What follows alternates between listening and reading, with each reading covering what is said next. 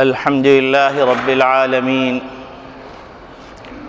والصلاة والسلام على أشرف الأنبياء والمرسلين وخاتم النبيين محمد وعلى آله وصحبه ومن تبعهم بإحسان ودعا بدعوتهم إلى يوم الدين. أما بعد فأعوذ بالله من الشيطان الرجيم. بسم الله الرحمن الرحيم. قال الله تبارك وتعالى: إن عدة الشهور عند الله 12 شهرا في كتاب الله يوم خلق السماوات والأرض منها 4 حرم. وقال النبي صلى الله عليه وسلم: الكيس من دان نفسه وعمل لما بعد الموت، والعاجز من أتبع نفسه هواها وتمنى على الله الأماني، أو كما قال عليه الصلاة والسلام. میرے محترم بزرگوں، عزیز دوستوں، دینی اسلامی بھائیوں، اللہ رب العالمین نے اس کائنات کو پیدا فرمایا اور اللہ رب العالمین نے اس کی تخلیق کے اندر عجیب و غریب انداز اور تنوع رکھا. اللہ رب العالمین نے 7 آسمان پیدا فرمائے،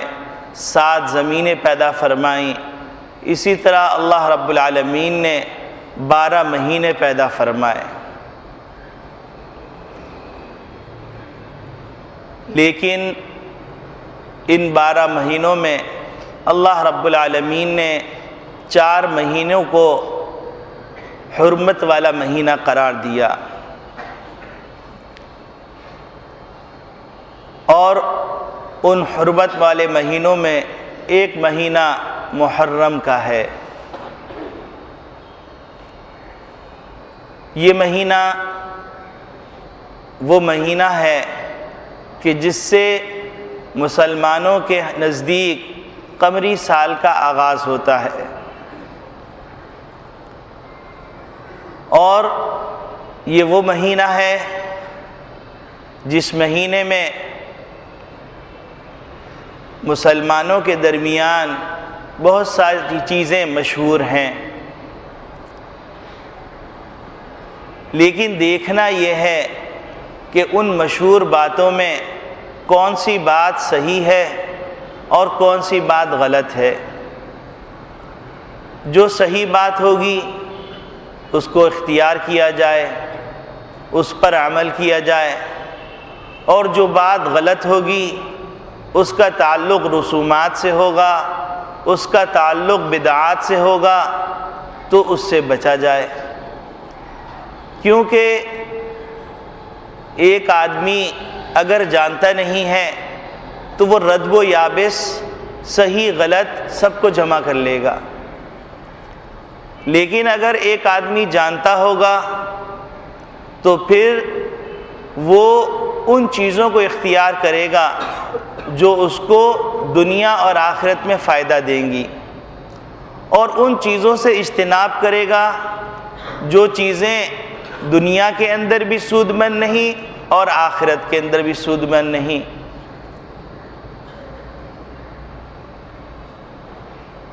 اس سے پہلے کہ ہم اس موضوع کی طرف آئیں، اس پہ ذرا غور کر لیں کہ اللہ رب العالمین نے محرم کو حرمت والا مہینہ جو قرار دیا، 4 حرمت والے مہینوں میں، اس کی کیا وجہ ہے. تو عوام میں چند باتیں مشہور ہیں. ایک بات تو یہ مشہور ہے کہ اس دن حضرت آدم علیہ السلام کی پیدائش ہوئی. ایک بات یہ مشہور ہے کہ اس دن اللہ رب العالمین نے حضرت آدم علیہ السلام کے بعد حضرت نوح علیہ السلام جو آدم ثانی کہلاتے ہیں، ان کو طوفان نوح سے نجات دی اور ان کی کشتی جدئی پہاڑ پر آ کر رکی اور دنیا میں پھر سے ترقیات اور پھر سے نسل افزائش اور پھر سے عام رہن سہن شروع ہوا۔ بعض لوگوں نے یہ مشہور کیا کہ محرم کا مہینہ اس لیے قابل محترم ہے کہ اس مہینے میں نبی اکرم صلی اللہ علیہ وسلم کے نواسے حضرت حسین رضی اللہ تعالی عنہ کی شہادت ہوئی، اور قسم قسم کی بے شمار باتیں مشہور ہیں، لیکن وہ تمام باتیں وہ ہیں جن کا صحیح سند سے کوئی تعلق نہیں، نہ وہ باتیں روایات میں ملتی ہیں اور نہ وہ باتیں ہمارے اکابرین کی عبارات میں ملتی ہیں۔ یہ دادی نانی پردادی پرنانی ان کی باتیں ہیں جو زبان در زبان چلی آ رہی ہیں، اس کا حقیقت سے کوئی تعلق نہیں۔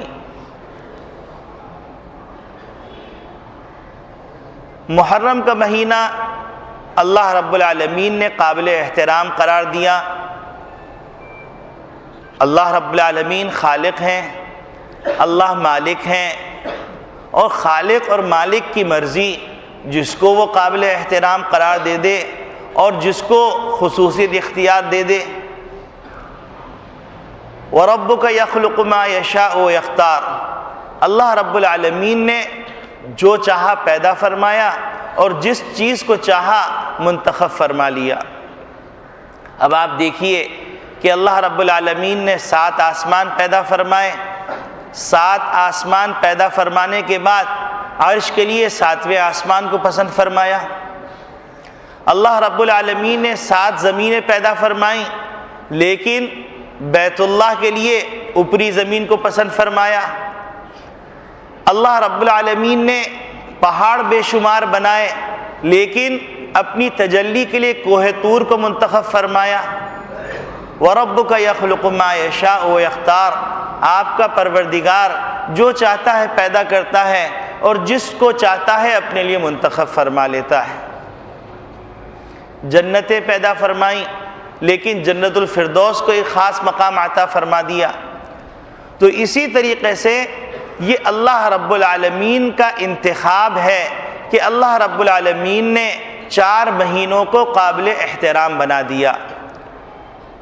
جس میں محرم بھی ہے، جس میں ذوالقعدہ ذوالحجہ بھی ہے،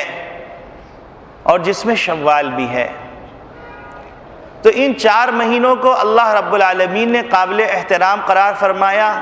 اور قرار دے دیا،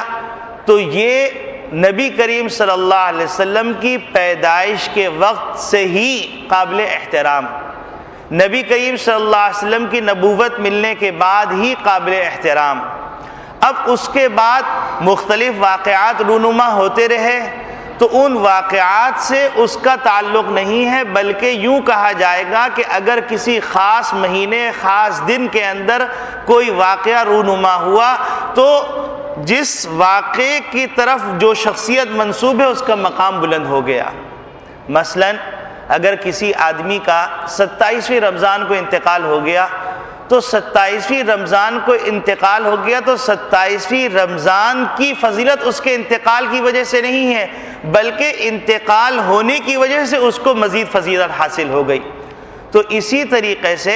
اللہ رب العالمین نے محرم کا مہینہ محترم قرار دیا، حرمت والا مہینہ قرار دیا۔ اس میں اللہ رب العالمین نے قتل و قتال اور جہاد کو بھی منع فرمایا، اور بعد میں پھر یہ حکم منسوخ بھی ہو گیا۔ اس کا احترام اور قابل محترم ہونا، اس کا حرمت والا ہونا، یہ اللہ نے قرار دیا ہے۔ اب اگر اس کے اندر کوئی واقعہ رونما ہو گیا تو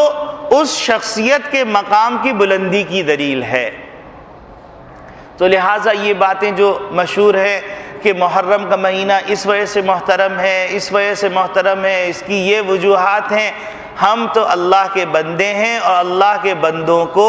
اللہ کی ماننی ہے، اللہ کو منوانا نہیں ہے، اللہ کی ماننی ہے۔ اور ہم کو اللہ نے اس بات کا پابند نہیں فرمایا کہ ہم اس کے اندر مصروف ہو جائیں بے سر و پا باتوں کے اندر. اور جو سیکولر نظام تعلیم ہے اس کے اندر بھی بنیاد اس بات پر ہے کہ نالج زیادہ ہو، اور اسلام کے اندر بنیاد اس بات پر ہے کہ عمل زیادہ ہو. تھوڑا جانتے ہوں عمل کرتے ہوں وہ اس بات سے بہتر ہے کہ زیادہ جانتے ہوں اور بے عمل ہوں. جس طرح کے بہت سارے مستشرقین ہیں، بہت سارے سیکولر دماغ کے لوگ ہیں، بہت سارے دہریے ہیں، اگر ان سے گفتگو کی جائے تو قرآن پر ایسی گفتگو کرتے ہیں، حدیث پر ایسی گفتگو کرتے ہیں، فقہ کی جزیات ایسے بیان کرتے ہیں، لیکن عمل سے خالی ہیں. تو اللہ کے نزدیک ایسے علم کا کوئی فائدہ نہیں. اللہ کے نزدیک عمل کے اوپر مدار ہے، اور عمل کرنے والے کو اللہ پسند کرتے ہیں. اور عمل کے اندر اللہ رب العالمین کا ضابطہ نبی کریم صلی اللہ علیہ وسلم نے جو ذکر فرمایا وہ یہ ذکر فرمایا احب الاعمال الی اللہ ادومها وان قل، کہ سب سے زیادہ پسندیدہ عمل اللہ کے نزدیک وہ ہے جس کے اوپر ہمیشہ عمل کیا جائے اگرچہ وہ تھوڑا ہو. اب اگر ایک آدمی ایک دفعہ پوری رات نوافل پڑھتا رہے، قرآن کریم کی تلاوت کرتا رہے، اس کے بعد بقیہ راتوں کو فارغ کر دیا، اور بقیہ راتوں کے اندر کوئی فکر نہیں، اور نہ فجر پڑھ رہا ہے، نہ ظہر پڑھ رہا ہے، نہ عصر پڑھ رہا ہے، نہ مغرب پڑھ رہا ہے، تو اللہ کے نزدیک اس کا وہ عمل قابل قدر نہیں ہے. بے شک اللہ رب العالمین خالق ہیں، وہ نفع دینے والے ہیں، ثواب دینے والے ہیں. جو اس نے رات میں عمل کیا اس پہ ثواب ملے گا، لیکن اس کو دستور کے طور پر، اس کو معیار کے طور پر نہیں دیکھا جائے گا. اللہ کے نزدیک پسندیدہ عمل کیا ہے؟ اللہ کے نزدیک پسندیدہ عمل یہ ہے کہ جو استقامت کے ساتھ کیا جائے. تو لہٰذا یہ بات ہم سب کے ذہنوں میں ہونی چاہیے کہ اسلام کے اندر زیادہ نالج کوئی قابل تعریف بات نہیں ہے. اسلام کے اندر عمل کرنا،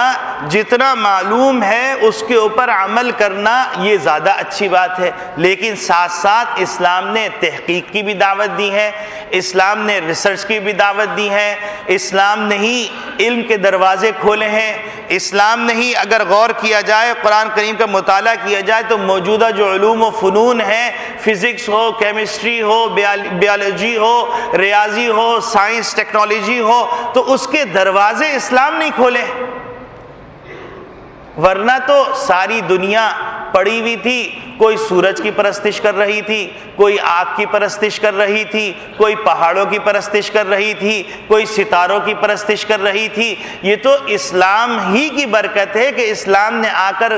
عقل کے استعمال کرنے کی دعوت دی اور عقل استعمال کرنے والوں کی تعریف کی، لیکن ساتھ ساتھ حد بندی کر دی کہ یہ حدود ہے، ان حدود میں رہ کر عقل کو استعمال کرو، ان حدود سے باہر نکل کر عقل کو استعمال نہ کرو.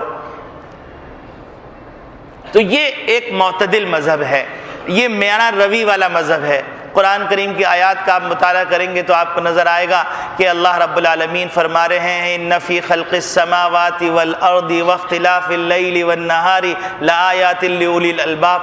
کہ یہ جو زمین پیدا کی ہے اللہ نے، آسمان پیدا کیا ہے اللہ نے، دن آ رہا ہے، رات جا رہی ہے، رات آ رہا ہے، دن جا رہا ہے، یہ تمام نظام کے اندر اللہ کی نشانیاں ہیں عقل مندوں کے لیے.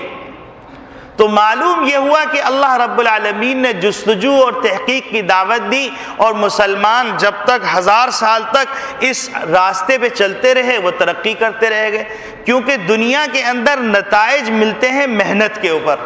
دنیا دار الاسباب ہے. اب اگر کوئی آدمی یہ کہے کہ بھائی سائنس نے ترقی کر لی، فلاں چیز نے ترقی کر لی، مجھے یہ بات سمجھائیے، وہ بات سمجھائیے، تو وہ کڑ مغز ہے. کیونکہ جب تک مسلمان تحقیقات کرتے رہے، تحقیقات کرتے رہے، تحقیقات کرتے رہے، تو مسلمان کی ریسرچ اتھارٹی تھی.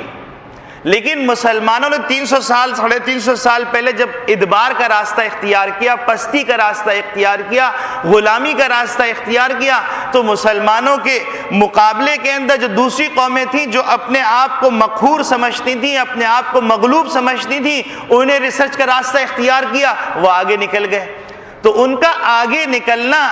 اس وجہ سے نہیں ہے کہ وہ عیسائی ہیں، اس وجہ سے نہیں کہ وہ یہودی ہیں، ان کا آگے نکلنا اس وجہ سے ہے کہ اسلام نے جو علم کے دروازے کھولے تھے ان دروازوں کو مسلمانوں نے اپنے اوپر بند کر لیا، انہوں نے اس دروازے کے اندر داخل ہو کر اس سے آگے بڑھنا شروع کر دیا، اور مسلمانوں نے جہاں پر تحقیق چھوڑی تھی، مسلمانوں کی اس تحقیق کو سمجھنے میں ان کو 500 سال لگے، اور 500 سال بعد انہوں نے ان تحقیقات کو ایسے ناموں سے منسوب کر دیا کہ نام جیسے یوسف ہے اس کو جوزف کر دیا۔ اب آدمی سمجھتا ہے بہت بڑا کوئی عیسائی ریسرچ کرنے والا ہے، یا جیسس کر دیا یا کوئی اور کر دیا۔ اب آدمی سمجھ رہا ہے کہ یہ ساری تحقیقات ان کی ہیں، حالانکہ یہ ساری تحقیقات قرآن کے صدقے کے اندر ہیں، اسلام کے صدقے کے اندر ہیں، محمد نبی صلی اللہ علیہ وسلم کی روشنی کے صدقے کے اندر۔ تو میں یہ عرض کر رہا تھا کہ بات محرم سے شروع ہوئی کہ محرم حرمت والا مہینہ ہے، اور حرمت والے مہینے کے اندر جو کرنے کے کام بتلائے گئے ہیں وہ ہم کو کرنا ہے، کیونکہ عمل مطلوب ہے، اور بے عملی اور نالج یہ مطلوب نہیں ہے کہ عمل نہ ہو، نالج حاصل کر رہے ہیں اور بیٹھے ہوئے ہیں، بحث ہو رہی ہے اور خوب باتیں ہو رہی ہیں کہ بھائی محرم کی وجہ یہ ہے، یہ اس وجہ سے قابل احترام ہے، اور دوسرے اس پہ دلائل دے رہے ہیں، اور دونوں میں سے کسی کی اساس نہیں، کیونکہ اساس تو ہماری قرآن ہے یا حدیث ہے، کیونکہ یہ باتیں بتانے والے تو خالق کائنات ہیں، وہی اس کے پیدا کرنے والے ہیں، انہی سے پوچھا جائے گا کہ خالق کائنات آپ بتلائیے کہ آپ نے ان 4 مہینوں کو جو محترم قرار دیا اس میں آپ کا مقصد کیا ہے؟ تو نبی کریم صلی اللہ علیہ وسلم ان کے ترجمان ہیں، نبی کریم صلی اللہ علیہ وسلم نے ہم کو جو باتیں بتلائیں بس وہ باتیں ہم جانتے ہیں، اور اس کے علاوہ کی باتوں میں پڑھنا یہ بے عملی کی طرف ایک سفر طے کرنا ہے۔ تو ایک بات تو یہ ذہن میں رہے۔ دوسری بات، اس محرم کے مہینے کے اندر ایک دن ہے جس دن کو عاشورہ کا دن کہا جاتا ہے، یعنی 10واں دن، محرم کا 10واں دن۔ اس 10ویں دن کے اندر روایات کے اندر جو 2 باتیں معلوم ہوتی ہیں وہ میں عرض کر دیتا ہوں، اور وہی باتیں اس کے لیے بنیاد ہیں کہ ہم عمل کریں۔ ایک بات تو یہ کہ اللہ رب العالمین نے حضرت موسیٰ علیہ السلام کو بنی اسرائیل کو لے جا کر اور ان کو فرعون کے مصائب اور مظالم سے نجات دلوانے کے لیے مقرر فرمایا اور اپنا پیغام دے کے بھیجا۔ موسیٰ علیہ السلام نے جب اپنی قوم کو اپنے ساتھ لیا اور دریا پار کر لیا، اور فرعون کا لشکر دریا کے بیچ میں آیا، اور پھر اللہ کے حکم سے وہ غرقاب ہو گیا، اور وہ مظلومین جن کے اوپر 100 سال سے ظلم ہو رہا تھا انہیں اپنی آنکھوں سے اپنے ظالم کو تباہ برباد ہو کے دیکھا، تباہ برباد ہوتے ہوئے دیکھا، تو وہ دن عاشورہ کا دن تھا۔ یہ ایک صحیح سند سے بات معلوم ہے۔ اور پھر یہودی اس دن کو اس واقعے کی وجہ سے عاشورہ کے دن روزہ رکھتے تھے۔ مسلمانوں کے اوپر جب تک رمضان مبارک کے روزے فرض نہیں ہوئے تھے اس وقت تک مسلمان عاشورہ کا روزہ ان کے اوپر فرض تھا، مسلمان اس روزے کو رکھتے تھے۔ پھر اللہ رب العالمین نے رمضان مبارک کے روزے فرض فرما دیے تو عاشورہ کا روزہ سنت اور مستحب ہو گیا۔ اب اس کے ساتھ ساتھ یہ کہ عاشورہ کا روزہ رکھنے کی فضیلت کیا ہے، تو نبی کریم صلی اللہ علیہ وسلم فرماتے ہیں کہ جس نے عاشورہ کا روزہ رکھا تو اس کے 1 سال پہلے کے گناہ معاف کر دیے جاتے ہیں۔ یہ تو اس کی فضیلت ہے جو سند کے ساتھ ثابت ہے۔ دوسری بات یہ کہ عاشورہ کا روزہ رکھا کیسے جائے گا، تو نبی کریم صلی اللہ علیہ وسلم کا فرمان ہے، نبی کریم صلی اللہ علیہ وسلم ارشاد فرماتے ہیں کہ اگر میں زندہ رہا اگلے سال اور عاشورہ کا دن آیا تو میں اس کے ساتھ 1 روزہ اور ملا لوں گا تاکہ ہماری مشابہت یہودیوں کے ساتھ نہ ہو جائے۔ اب چاہے 9 اور 10 کا روزہ رکھ لیا جائے یا 10 اور 11 کا روزہ رکھ لیا جائے۔ نبی کریم صلی اللہ علیہ وسلم اگلی دفعہ جب عاشورے کا دن آ رہا تھا اس سے پہلے دنیا سے رخصت ہو گئے۔ تو جس کے نتیجے کے اندر نبی کریم صلی اللہ علیہ وسلم کو یہ فرمان ہمارے لیے مشعل راہ ہے کہ نبی کریم صلی اللہ علیہ وسلم کی منشا یہ ہے کہ عاشورے کا روزہ رکھا جائے، لیکن اس عاشورے کے روزے کے ساتھ ایک روزہ رکھا جائے، چاہے 9ویں کو رکھ لیا جائے یا 11ویں کو رکھ لیا جائے، تو اس کے نتیجے میں اللہ رب العالمین 1 سال کے پچھلے گناہ معاف فرما دیں گے۔ یہ ایک صحیح سند کے ساتھ محرم کی بات معروف ہے۔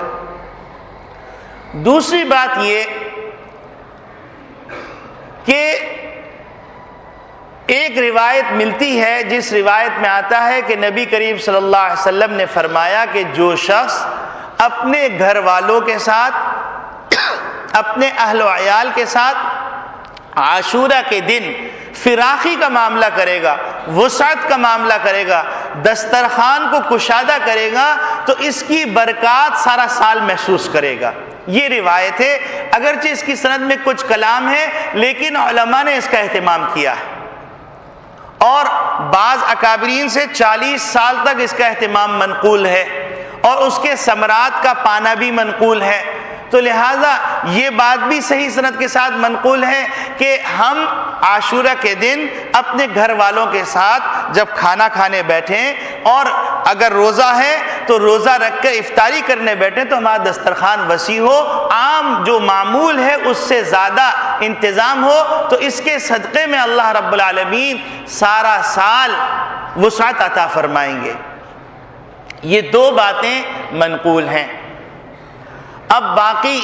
اس کے اندر یہ باتیں کہ اس دن شادی نہیں ہونی چاہیے، اس دن کوئی تقریب نہیں ہونی چاہیے، اس دن سوگ منانا چاہیے، یہ کوئی بھی ایسی بات صحیح سند کے ساتھ منقول کیا کوئی سند کے ساتھ ہی منقول نہیں۔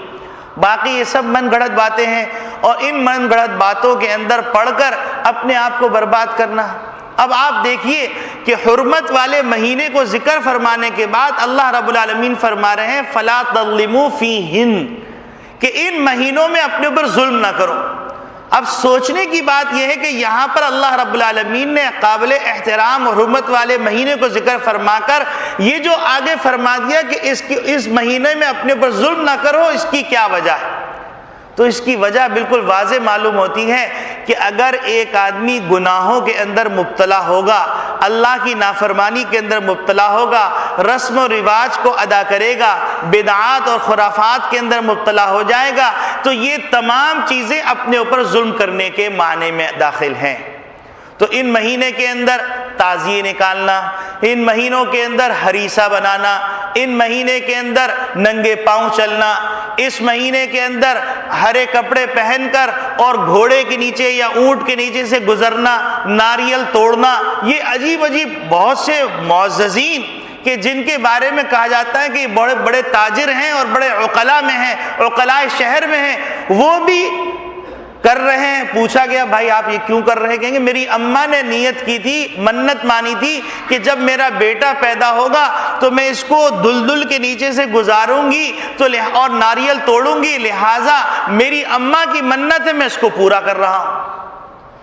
حالانکہ اللہ رب العالمین نے جو ہم کو بات سمجھائی ہے وہ بات یہ سمجھائی ہے کہ ما آتاکم الرسول فخذوہ وما نہاکم عنہ فانتہوا، کہ جو تمہارے پروردگار کے پیغمبر محمد صلی اللہ علیہ وسلم دے دیں اس کو لے لو، اور جس سے منع کر دیں اس سے باز آ جاؤ۔ تو محمد صلی اللہ علیہ وسلم نے ایسی کوئی تعلیم نہیں فرمائی، اور نبی کریم صلی اللہ علیہ وسلم نے جو اپنے صحابہ کی تربیت کی، ان صحابہ میں سے کسی صحابہ سے یہ عمل منقول نہیں ہے۔ اور پھر صحابہ اکرام رضوان اللہ اجمعین میں سے جنہوں نے تربیت کی تابعین کی، ان میں سے کسی سے منقول نہیں ہے، اور تابعین کی جماعت نے تبع تابعین کی تربیت کی، ان میں سے کسی سے منقول نہیں ہے۔ تو لہذا ایسی باتیں جو بے سر و پا ہیں اور جذباتی ہیں یا جہالت سے تعلق رکھتی ہیں، ان باتوں میں پڑھنا نہیں چاہیے۔ اور جو بات ہم کو معلوم ہے اور ہم کو نبی کریم صلی اللہ علیہ وسلم سے معلوم ہوئی، صحابہ اکرام رضوان اللہ اجمعین سے معلوم ہوئی، اور ان کے تلامذہ اور ان کی صحبت یافتہ، ان کے تربیت یافتہ سے معلوم ہوئی، بس ہم کو وہی کرنا چاہیے۔ باقی اس مہینے کے اندر نکاح کرنے کی کوئی ممانعت نہیں ہے، اس مہینے کے اندر آپ کوئی خوشی نہ کریں، اس کی کوئی ممانعت نہیں ہے کہ آپ خوشی نہ کریں یا خوشی کر رہے ہیں تو گناہگار ہوں گے، ایسی کوئی بات نہیں ہے۔ اسی طریقے سے اس مہینے کے اندر یہ بھی کوئی پابندی نہیں ہے کہ آپ کوئی خاص قسم کا کھانا پکائیں، خاص انداز سے اس کو تقسیم کریں، خاص انداز سے اس کو کھائیں، ایسی کوئی بات بھی منقول نہیں ہے۔ اور ایسی بھی کوئی بات منقول نہیں ہے کہ آپ تعزیے نکالیں اور آپ جو ہے جھنڈے گاڑیں اور آپ مختلف قسم کی حرکات کریں، ایسی کوئی بات بھی منقول نہیں۔ چلیے کچھ لوگ اگر کرتے ہیں تو سو کرتے ہیں، ان کے شاید کتابوں میں لکھا ہو، لیکن ہم لوگوں کو کیا ہو گیا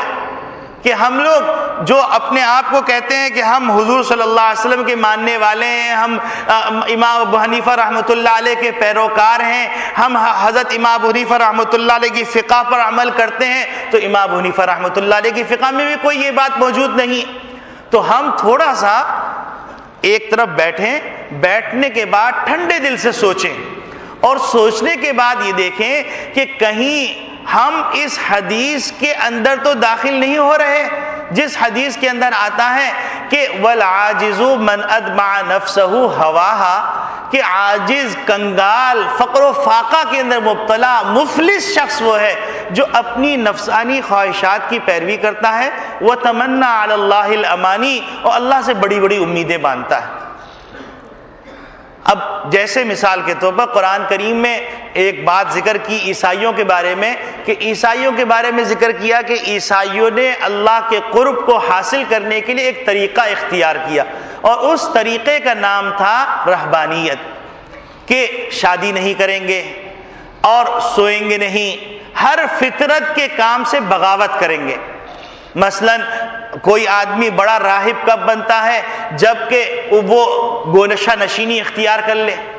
اور شادی نہ کرے، کھانا کھانا چھوڑ دے، سونا چھوڑ دے، اور ایسی عجیب غریب ریاضتیں کرے کہ آدمی ہکا بکا رہ جائے کہ اگر یہ مذہب ہے تو اس کو 7 سلام، تو ہم بے مذہبی صحیح۔ تو وہ باتیں انہوں نے ایجاد کی، تو اللہ رب العالمین فرما رہے وَرَهْبَانِيَّةً ابْتَدَعُوهَا مَا كَتَبْنَاهَا عَلَيْهِمْ، یہ جو رہبانیت انہوں نے گھڑ لی ہے، اپنے طرف سے بنا لی، ہم نے ان پہ فرض نہیں کی تھی، إِلَّا ابْتِغَاءَ رِضْوَانِ اللَّهِ، انہوں نے اس کو اختیار کیا تھا تاکہ اللہ کے رضوان کو حاصل کریں، فَمَا رَعَوْهَا، یہ ان کے بس کی بات تھی نہیں، کیونکہ اللہ رب العالمین نے انسان کو جس فطرت پہ پیدا کیا ہے اس فطرت کے تقاضوں کی حدود مقرر کرنی ہے، لیکن تقاضوں کو پورا کرنا ہے۔ مثلا انسان کو بھوک لگتی، تو اسلام نے بھوک لگنے چونکہ فطرت ہے تو کہا بے شک آپ کھائیے، اچھے سے اچھا کھائیے، اچھے سے اچھا پیجیے، لیکن حرام نہ کھائیے، حرام چیز کو مت پیجیے۔ اسی طریقے سے انسان کو سردی لگتی ہے تو اسلام نے کہا بے شک آپ کو سردی لگتی ہے تو آپ جو ہے گرم سے گرم کپڑا پہن لیجئے، لیکن دیکھیے اس بات کا خیال رکھیے گا کہ سور کی کھال کا بنا ہوا کوئی جیکٹ نہ ہو، اور ساتھ ساتھ اس بات کا خیال رکھیے گا کہ آپ حرام آمدنی سے خرید نہ رہے ہوں۔ باقی آپ جو چاہیے کھائیے، اس سے زیادہ کیا روشن خیالی ہوگی، اس سے زیادہ کیا روشن مذہب ہوگا۔ پوری دنیا کے مذاہب ایک پلڑے میں رکھیے، اسلام کے ایک عمل کو ایک پلڑے میں رکھیے تو سارے مذاہب شرمندگی سے ان کے پسینے نکل رہے ہوں گے اور اسلام چمک رہا ہوگا، اسلام کا ایک عمل چمک رہا ہوگا، باقی اعمال کو تو چھوڑ دیے، صرف ایک عمل۔ اور پھر لاجک کی بات کرتے ہیں تو اسلام سے زیادہ لاجیکلی مذہب کون سا ہو سکتا ہے؟ تو یہ ذرا سوچنے کی بات یہ ہے کہ پھٹے ہوئے ڈھول زیادہ بجتے ہیں، تو جب پھٹے ہوئے ڈھول زیادہ بجتے ہیں تو وہ لوگ جو کہ خود تاریکی میں پڑے ہوئے ہیں، جیسے عیسائی، جیسے یہودی، جیسے مجوسی، جیسے ہندو، جیسے سکھ، جیسے دہریے، تو اب وہ پھٹے ہوئے ڈھول ان کے پاس کوئی چیز موجود نہیں ہے اسلام کی بدنمائی کرنے کے لیے، کیونکہ جس چیز کو بھی اٹھاتے وہ انہی کے منہ پہ جا کے جو بدنما داغ بن جاتا ہے، تو اب انہوں نے اس قسم کے شوشے چھوڑنا شروع کر دیے، دور دور سے ایسی باتیں کہہ رہے ہیں کہ بھائی اسلام روشن خیالی کے خلاف ہے،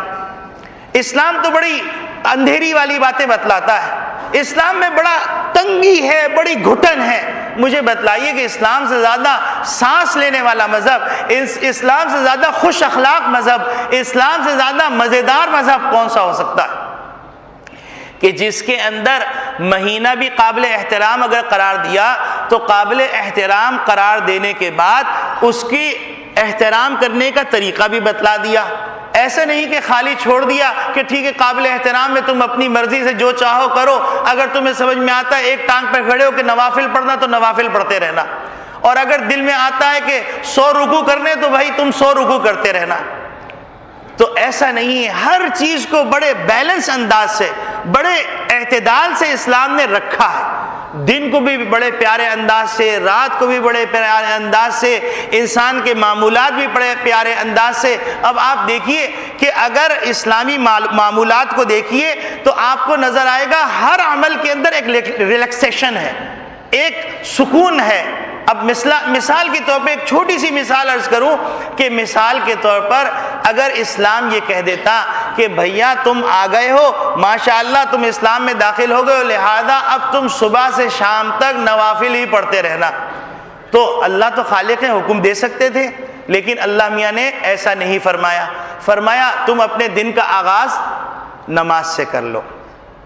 دن کا آغاز ہو گیا تمہارا، قرآن کریم کی تلاوت کر لی اور اللہ سے راز و نیاز کر لی، اب جاؤ جا کر اپنی زندگی کے جو کام ہیں ان کو انجام دو. اور زندگی کے کام انجام دینے کے اندر ظاہر سی بات ہے تمہارے پر کچھ ذمہ داریاں ہیں، بیوی بچوں کے حقوق ہیں، ماں باپ کے حقوق ہیں، بہن بھائیوں کے حقوق ہیں، اور غریب غربا کے حقوق ہیں. تم جستجو کرو، محنت کرو،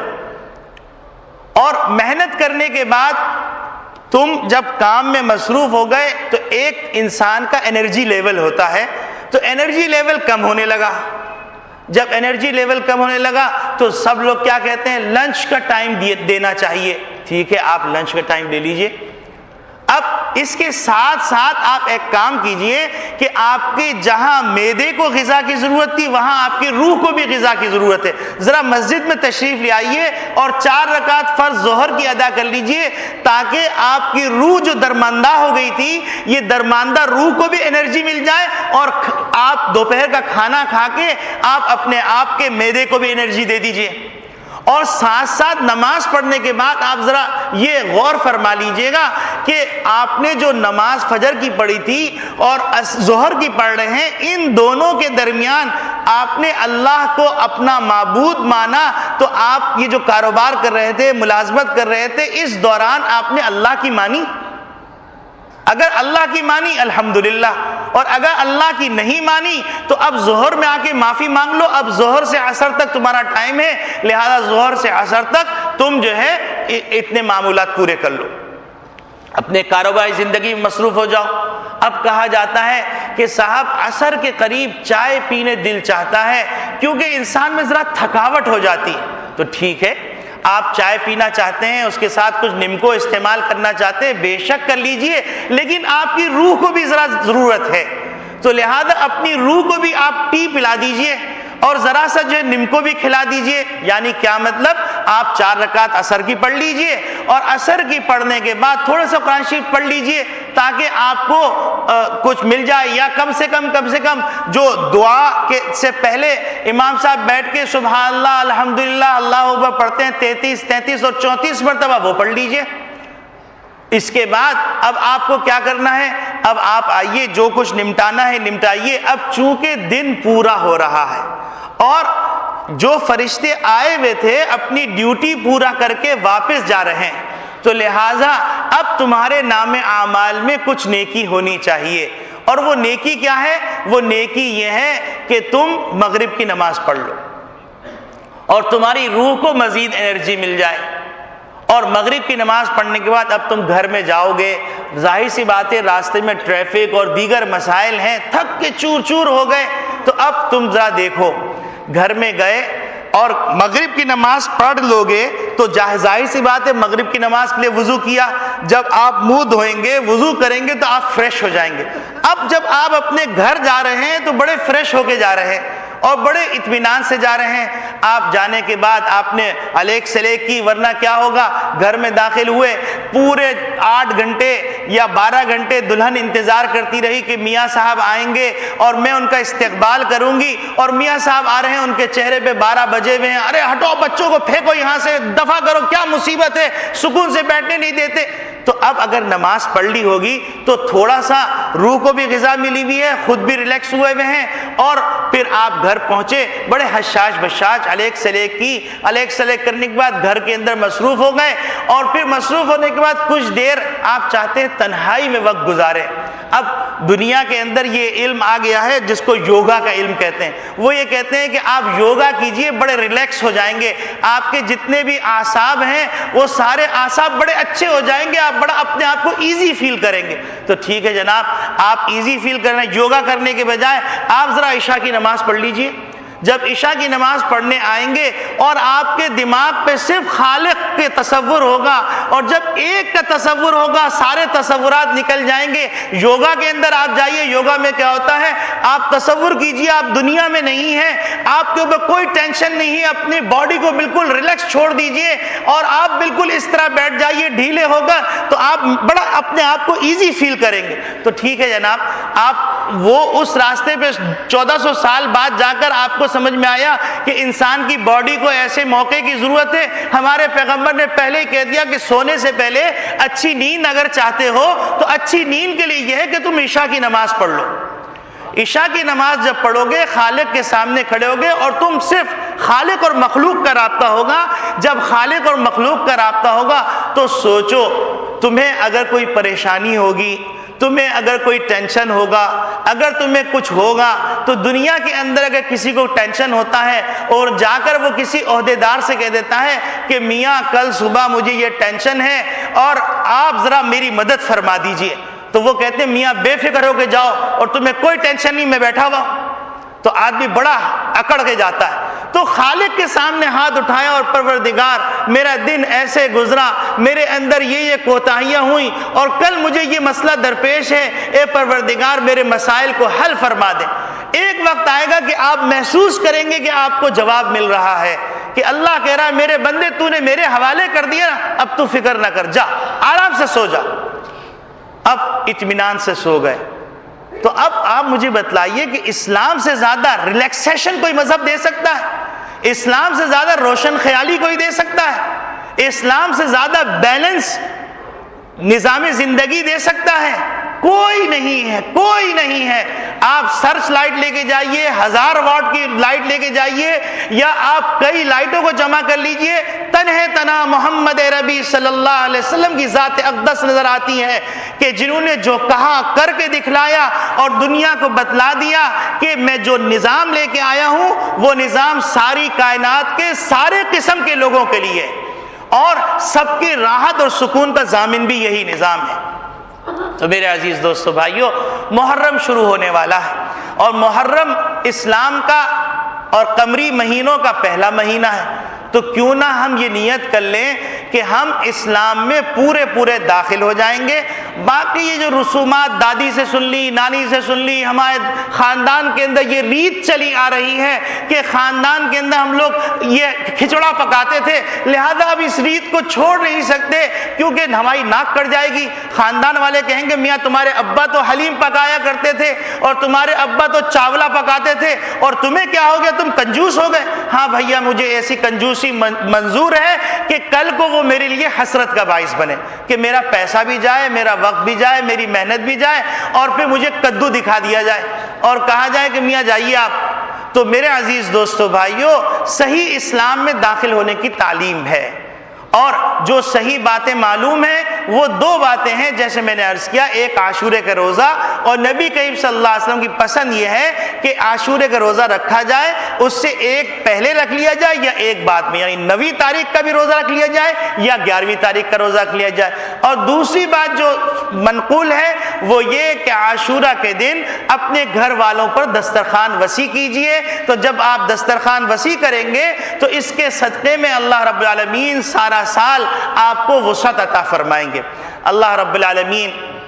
ہم سب کو صحیح معنی پہ اسلام پہ عمل کرنے کی توفیق عطا فرمائے، اور اسلام ہمارے دلوں کے اندر روز روشن کی طرح چمک پیدا کر دے، اور اللہ رب العالمین ہمارے آنکھوں پر گناہوں کی وجہ سے غفلت کے پردے پڑ گئے ہیں، اور ہمارے دل کے اوپر جو پردے پڑ گئے ہیں کہ ہمیں حق اور باطل نظر نہیں آ رہا، اور ہم حق کو اور عظیم نعمت کو اپنے پاس ہونے کے باوجود بھی دوسری جگہ تلاش کر رہے ہیں۔ قسم خدا کی کہیں یہ نعمت نہیں ملے گی، صرف محمد ربی صلی اللہ علیہ وسلم کے صدقے میں ہی ملے گی اور اسلام کے اندر ہی ملے گی۔ اللہ رب العالمین کہنے والے کو بھی عمل کی توفیق عطا فرمائے۔